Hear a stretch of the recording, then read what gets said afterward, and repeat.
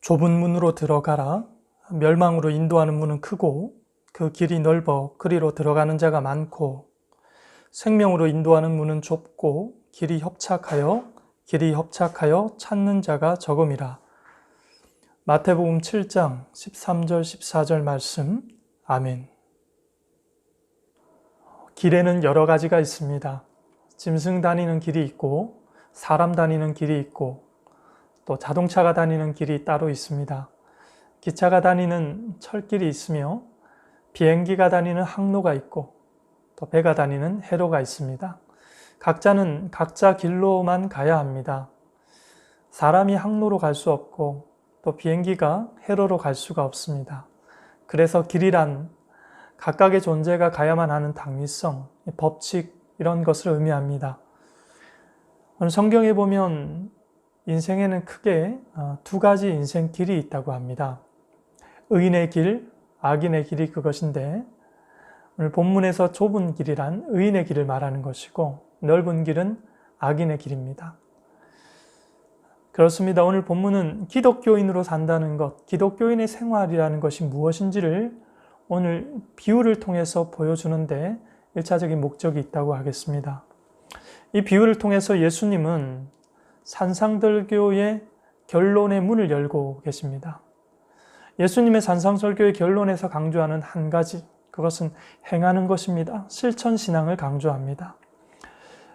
우리가 일반적으로 설교를 들을 때에 이 설교의 꽃이라고 말할 수 있는 적용을 우리는 주로 그 듣는 설교의 결론 부분에서 듣게 됩니다. 다 그런 건 아니지만 일반적으로 그렇습니다.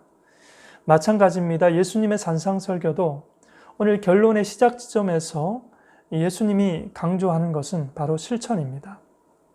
팔복으로 시작해서 예수님의 다양한 주제로서 이 가르침을 보다 진지하게 받아들여서 행위로서 열매 맺도록 촉구하고 있습니다. 본문은 바로 그 산상설교의 결론의 시작점이고 그래서 배운 대로 살아야 한다는 그 실천적 당위성을 암시적으로 강조하면서 이 결론을 시작하고 있습니다.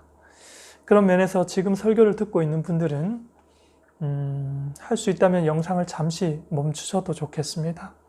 그래서 마태복음 5장부터 7장까지의 이 산상설교를 정독하시기를 권합니다. 왜냐하면 오늘 본문은 앞에 주님의 설교 말씀을 진지하게 받아서 그것을 삶의 실천을 통해서 그 말씀을 내가 제대로 받았음을 증명해 보이도록 촉구하고 있기 때문에 그렇습니다. 그러려면 그 내용을 먼저 알아야겠기에 정독을 권면합니다. 그리고 또 이 산상설교는 특별히 신자의 삶의 헌법과 같고 또 헌장이며 동시에 삶의 지침서와 같습니다. 그러니 더더욱 정독하면 좋습니다. 팔복으로 시작해서 수많은 주제가 가르치는 이 주의 교훈을 성령을 의존해서 꼭 정독하십시오. 그러면 이 설교를 듣는 내내 더 유익한 시간이 될 줄로 압니다. 먼저 14절 말씀을 보시겠습니다. 성령으로 인도하는 문은 좁고 길이 협착하여 찾는 자가 적음이라. 생명으로 인도하는 길, 그 길은 협착한 길이다 이렇게 표현합니다. 우리는 좁다, 협착하다라는 이 말을 어렵다, 힘들다라는 말과 같이 이렇게 한 문장으로 섞었습니다. 그것이 우리에게 익숙합니다. 이를테면 좁은 집에서 어렵게 산다 이런 표현이 있고요. 좁은 공간에서 생활이 힘들다 이런 표현을 쓰게 됩니다. 그런데 오늘 성경에서 협착하다, 좁다 이것의 뜻은요. 1차적으로 어려운, difficult 이런 의미는 아니고 오히려 억압된, 강요된 이런 의미가 우선됩니다. 무슨 말입니까? 이것은 신약 성경으로 가면 학대하다, 괴롭히다 라는 그런 단어로 사용이 됩니다. 그러니까 억압받고 강요받기에 학대받고 괴롭힘을 받는다라는 단어로 사용하는 것입니다. 그러니까 구원의 길은 복된 길입니다. 그러나 동시에 세상의 오해와 박해가 필시 따르는 좁은 길, 협착한 길이 구원의 길이라는 사실인 거죠. 이것을 마태복음의 최초 독자들이 접하게 되었을 때 저들은 어떤 생각을 했을까요? 기독교인이 된다는 것은 세상으로부터 오해와 거부와 박해가 따르는 길인 것이구나. 아마 이렇게 이해하고 받아들였을 겁니다. 세상으로부터 오해와 거부를 당하면서도 우리가 참고 살아가다 보면 우리 안에 어떤 일이 일어납니까? 영적 전쟁이 일어나게 됩니다. 인생길 어느 한 구역도 영적 전쟁을 치르지 않고 그냥 지나가는 길은 없습니다. 이 길 자체가 좁은 길이기 때문에 그렇습니다.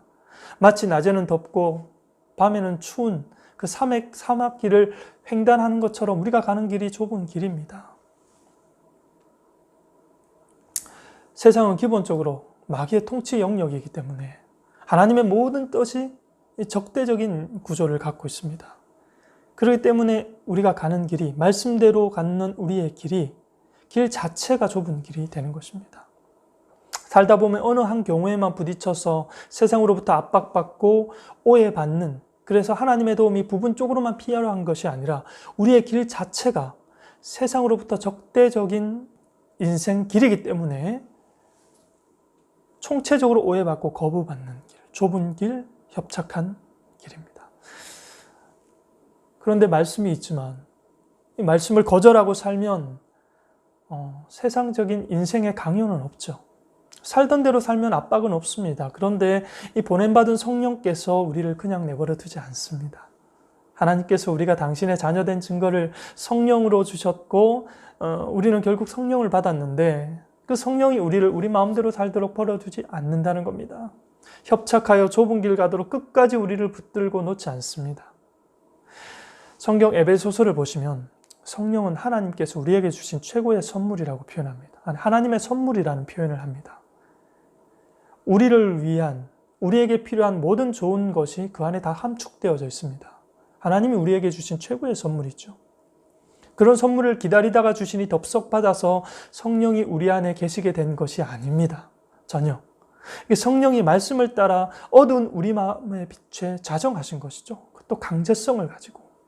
우리의 소원과 허락의 결과가 아니라 우리의 마음속 어두움을 뚫고 뚫어 침공하여 내 마음의 중심을 성령께서 강제적으로 장악하셔서 우리 안에 계시게 된 성령입니다. 그때부터 성령이 내 마음의 주인 되셔서 이 삶을 일거수일투족 간섭하기 시작하십니다. 이런 성령의 간섭이 실제 내 마음대로 살고 싶은 내 인생에 그 좋은 성령의 권면이 압박으로 느껴지기도 하고 강요로 느껴지기도 합니다. 성령으로 말씀을 강요받는 신자의 인생은 결국 가고 싶은 길과 가야만 하는 길 사이에서 결단을 요구받습니다. 성령은 우리를 결단의 자리로 이끌 뿐만 아니라 우리의 결단을 도우시는 성령이십니다. 좁은 길이란 성령에 이끌려 삶의 결단이 반복되는 인생 길을 말합니다. 우리는 성령의 은혜로 말미암아 예수를 그리스도로 믿는 결단과 함께 좁은 문을 통과했습니다. 놀라운 사실입니다. 예수의 십자가는 하나님의 자비하심의 증거 아닙니까? 죄인 되었던 내가 예수의 십자가를 믿음으로 자비의 하나님을 우리가 만났더랬습니다. 이제 새로운 삶의 길이 우리 가운데 열렸구나. 과연 넓은 길을 대부분 기대했습니다. 그러나 결과는 실망입니다. 금방 실망입니다. 좁은 문 통과했더니 좁은 길이 펼쳐지더라는 것입니다. 성경이 그렇게 우리에게 가르치고 있고 그것은 곧장 우리에게 현실로 와닿아 부딪힙니다. 그런데 그 길이 목적지로 가는 길입니다. 그러니 알고도 모르고도 우리가 좁은 길을 가다가 급기 한계에 부딪히게 됩니다. 한계에 부딪히게 되면 가차없이 타협하고 넓은 길로 다시 돌아서는 게 또 인간의 본연의 모습 아니겠습니까? 이만해도 훌륭하지. 너 잘 참았어. 죽기까지 복종할 수는 있겠지만 죽을 수는 없지 않아? 그러니 그만하면 됐어. 라고 스스로를 위로할 수 있습니다. 우리는 연약하여 질그릇 같아서 언제 깨져도 이상하지 않습니다. 보십시오.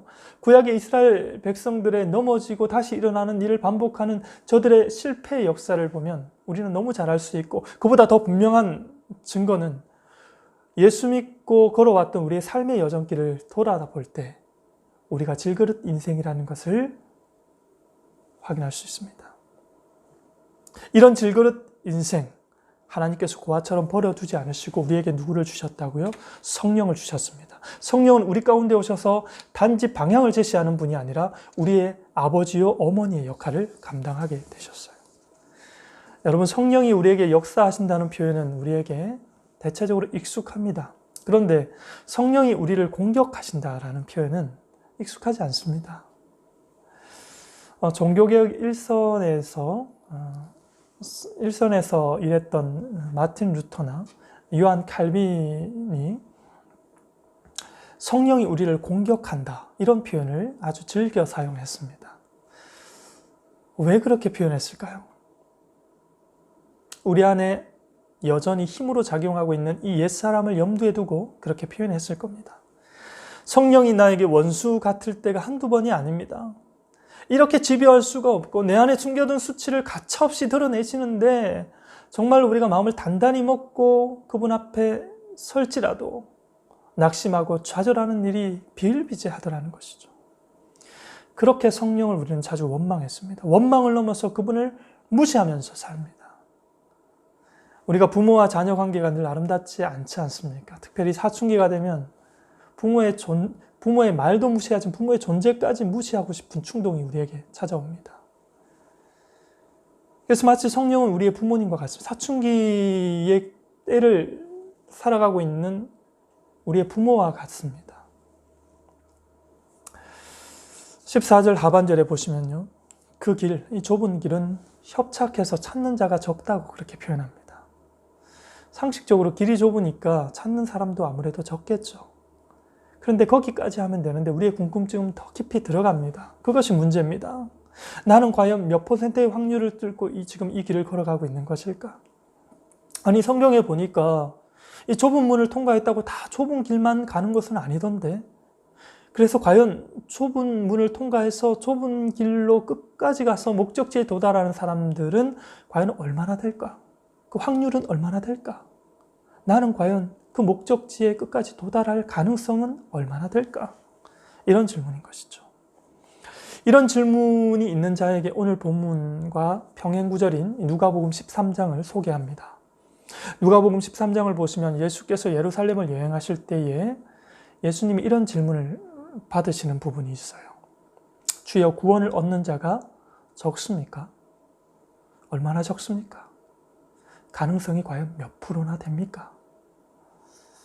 지금 관심이 다른 데 있는 사람의 잘못된 질문인 것이죠. 바로 이 질문에, 이 잘못된 질문, 이 그릇된 질문을 하는 이 사람의 질문 앞에 예수님의 대답이 이것입니다. 좁은 문으로 들어가라. 좁은 문으로 들어가라. 무슨 말입니까, 여러분? 구원 얻는 자가 많고 적고는 너희가 상관할 바가 아니다. 택함 받은 자는 오직 은혜로 구원을 얻게 되니 너희는 하나님과 함께 하는 삶에 전념해라. 그 삶에 전념하며 살아가라. 이런 의미가 됩니다. 오늘 본문도 누가복음과 초점이 같습니다. 옳은 일을 행해야 되는 우리의 책임을 매우 진지하게 받아들이도록 촉구합니다. 그것이 오늘 본문이죠. 그러나 현실은 그렇지 못합니다. 그렇게 중요하다고 강조하지만 현실은 그렇지 못합니다. 들을 때는 아멘이지만 순종은 못하고 우리의 일상은 우리의 방식과 우리의 뜻대로 살아갑니다. 죽을 수는 없지 않겠습니까? 죽도록 충성하는 그 근사치까지는 갈 수 있지만 하나님, 내가 죽을 수는 없지 않습니까? 그러면서 우리의 계획과 우리의 방식대로 삶을 살아갑니다. 만만치가 않습니다. 그래서 우리의 바쁜 일상에 파묻혀 대부분 일상이 썬데이 신자로 살아갑니다. 한편 안심이 되는 것은 그렇게 사는 자보다, 순종하는 자보다 순종하지 못하는 삶을 사는 자가 더 많다는 것이고요. 그러나 안심할 수 없는 것은 우리에게 성령이 계시고 성령은 그런 우리를 그 넓은 길로 그냥 가도록 결코 내버려 두지 않는다는 사실입니다. 인간 세상에서 가장 깊고 넓은 지혜의 권면을 인간이 얼마나 미련하면 그것을 하나님이 나를 공격하는 그 공격으로 받겠습니까? 그러니까 성령의 음성을 우리는 그렇게 받고 그렇게 거절합니다. 왜 그렇습니까? 내 기준에서 가장 좋은 길을 성령께서 긋고 막고 앞에 들어서는 것이죠. 그런 성령을 우리는 용납할 수가 없는 겁니다. 생각해 보십시오. 하나님께서 피조물에게 주신 가장 큰 선물, 그것은 장수하여 오래 사는 것이 아니라 성령을 주신 겁니다. 그 속에 우리를 위한 모든 좋은 것들이 다 함축되어져 있습니다. 그런 성령의 음성을 거절하면서 우리가 어떻게 목적지까지 갈 수 있겠습니까? 예수께서 승천하시기 직전에 성령 주실 것을 약속하셨고 하나님께서 그 약속 지키셨습니다. 예수님도 떠나고 이제 예수님 없는 마당에 우리에게 하나님의 약속은 오직 성령으로만 증명이 되고 오직 성령으로만 확인이 됩니다. 그런 성령의 가르침을 공격적으로 받을 만큼 의인의 길은 협착하고 의인의 길은 좁은 길입니다. 성경을 13권 기록한 사도 바울도 성령의 지혜를 거절하고 거부했던 흔적이 성경의 곳곳에 남아 있습니다. 특별히 로마서 7장 24절 우리가 잘 아는 구절인데요. 오호라 나는 곤고한 사람이로다. 이 사망의 몸에서 누가 나를 건져내랴. 누가 나를 건져내랴. 이 치열한 영적 싸움의 상황을 이 한 문장으로 우리는 확인할 수가 있습니다. 좁은 문 통과해서 좁은 길 가는 인생이 결코 눈으로 보기에 그렇게 멋있지 않습니다. 여러분 장화에 흙 묻히지 않고 진흙길을 어떻게 통과할 수 있습니까? 말도 안 되는 것이죠. 좁은 길 가는 인생은 내가 멋져 보이는 삶을 사는 것이 아니라 우리 주님이 정말 멋진 분이신 것을 우리의 삶을 통해 증명하는 삶의 길인 것입니다. 그럼에도 성경은 오늘 사도 바울을 어떻게 해요? 굉장히 높게 평가합니다. 그럴 만한 이유가 성경 여러 곳에서 확인되어지는데요. 우리 고린도전서 4장 1절에서 5절입니다. 사람이 마땅히 우리를 그리스도의 일꾼이요 하나님의 비밀을 맡은 자로 여길지어다. 그리고 맡은 자들에게 구할 것은 충성이니라. 너희에게나 다른 사람에게나 판단받는 것이 내게는 매우 작은 일이라. 나도 나를 판단하지 아니하노니 내가 자책할 아무것도 깨닫지 못하나 그러나 이를 인하여 의롭다함을 얻지 못하노라. 다만 나를 판단하실 이는 주시니라. 그러므로 때가 이르기 전 곧 주께서 오시기까지 아무것도 판단치 말라. 그가 어두움에 감추인 것들을 드러내고 마음의 뜻을 나타내시리니 그때 각 사람에게 하나님께로부터 칭찬이 있으리라. 아멘. 우리가 지금 바울을 높게 평가하고 있는 것은 그가 남긴 업적 때문에 그를 높게 평가합니다. 그는 여러 개의 교회를 세웠고요. 그 여러 교회에 보낸 편지들이 있습니다. 그렇습니다. 그런데 지금 바울 당시에는 바울은 성공한 자로 평가받지 못했을 것입니다. 왜냐하면 그가 많은 편지를 쓰고 있는 것은 그가 벌여놓은 일들이 잘 되었기 때문에 쓰는 편지는 하나도 없고 잘 안 되어서 그 문제를 수습하기 위한 목적으로 쓴 편지들밖에는 없기 때문에 그렇습니다. 세우는 교회마다 잘 안 돼서 계속해서 뒷일을 감당해야 했기 때문에 쓴 편지들입니다. 지금에서야 그 편지 때문에 높이 평가받는 사도 바울이지만 그때는 아니었다라는 것이죠. 오늘 그것이 하나님의 말씀으로 남게 될지는 아무도 몰랐습니다. 그런데 중요한 것은요, 진정한 바울의 업적은 여기에 있습니다. 그런 와중에도 그가 일이 잘 풀리지 않는 굉장히 바닥으로 내려치는 그 삶의 현장 속에서도 바울의 이야기는 이것입니다. 바울의 강조점은 이겁니다. 나도 나를 판단하지 않노라. 이 상황도 나의 선택도 내가 판단하지 않노라. 오직 맡은 자에게 구할 것은 충성이니라. 이 부분이 이 편지를 받는 제사장들에게 강조되고 있습니다. 바울은 일이 잘 풀릴 때도 그렇지 않을 때에도 충성하기 위한 싸움을 한결같이 싸워 그의 삶을 살아갔던 사람입니다. 이것이 바울이 남긴 최고의 업적인 것이죠. 오늘 우리에게 도전하는 우리가 가져야 될 업적인 것이죠. 인천 상륙작전을 지휘했던 메가더 장군이 남긴 명언이 많이 있는데 이런 명언이 있습니다. 작전에 실패한 군인은 용서를 받아도 경계에 실패한 군인은 용서받지 못한다. 이 작전이라는 것은 나보다 상대가 머리가 좋으면 작전을 잘 세울 수가 있어요.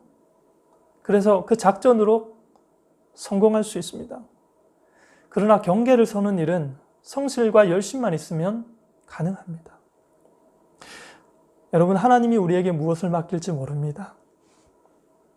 한 나라를 우리에게 맡길 수 있습니다. 그러나 대부분의 사람들은 한 가정을 맡기죠. 나라를 맡겨야 힘을 내겠다. 이건 말도 안 되는 이야기고요.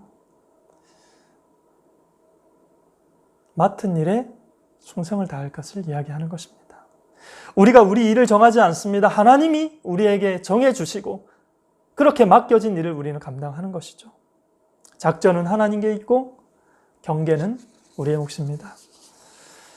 신자에게 맡겨진 일은 세상에 대해 경계하는 삶을 살아가는 것입니다.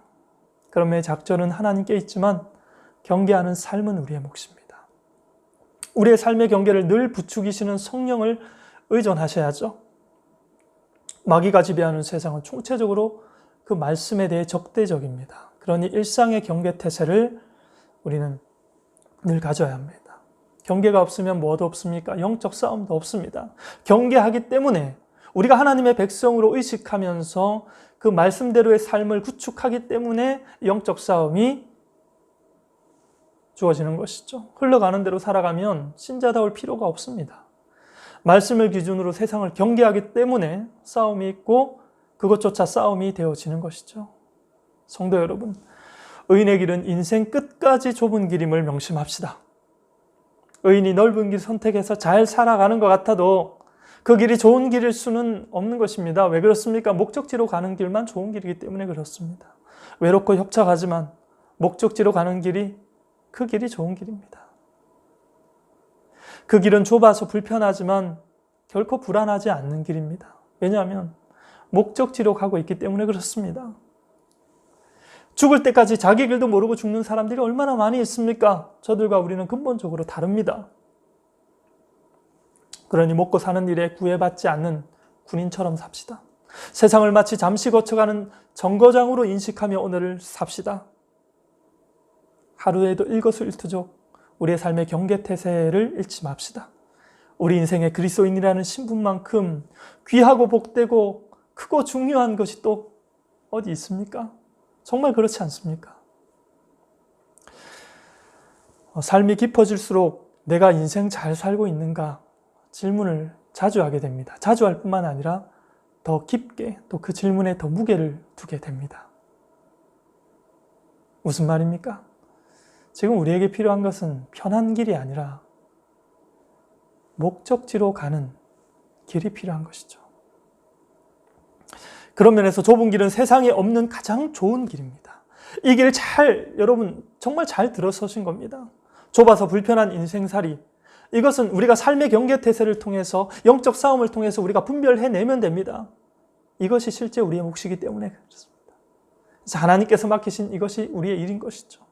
부디 좁은 길 가면서 맡겨진 일에 충성하도록 하는 이 영적 싸움, 거룩한 싸움 멈추지 않고 계속 걸어가실 수 있기를 바랍니다. 그런 저와 여러분들의 삶을 주의 이름으로 축복합니다.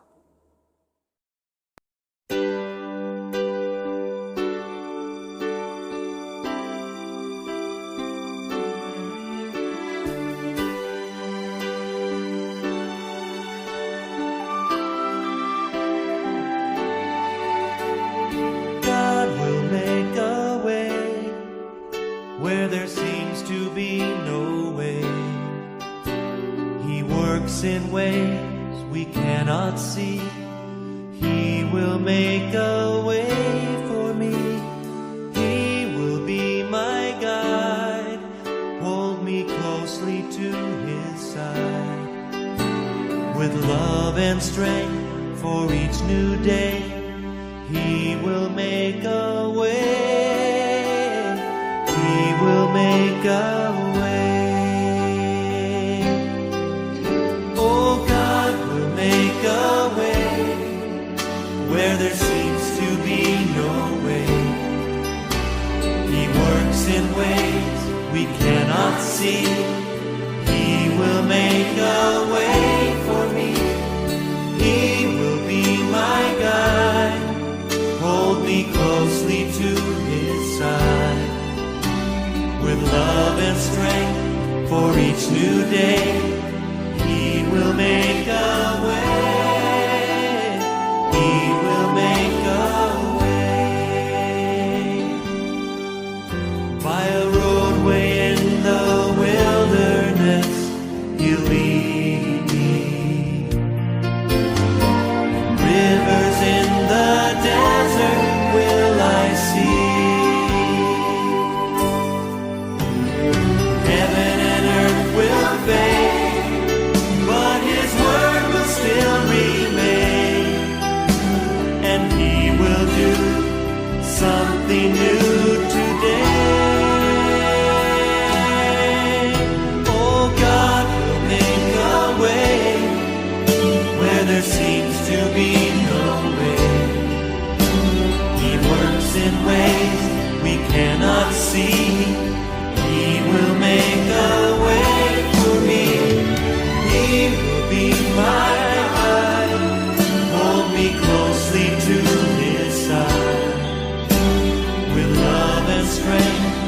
each new day. He will make a way. He will make a way. By a roadway in the wilderness, you lead me. Rivers in the desert will I see. Heaven and earth will fade, but His word will still remain, and He will do something new today. Oh God, who made a way where there seems to be no way. He works in ways we cannot see. He will make a way for me. He will be my guide. Hold me closely to His side with love and strength for each new day.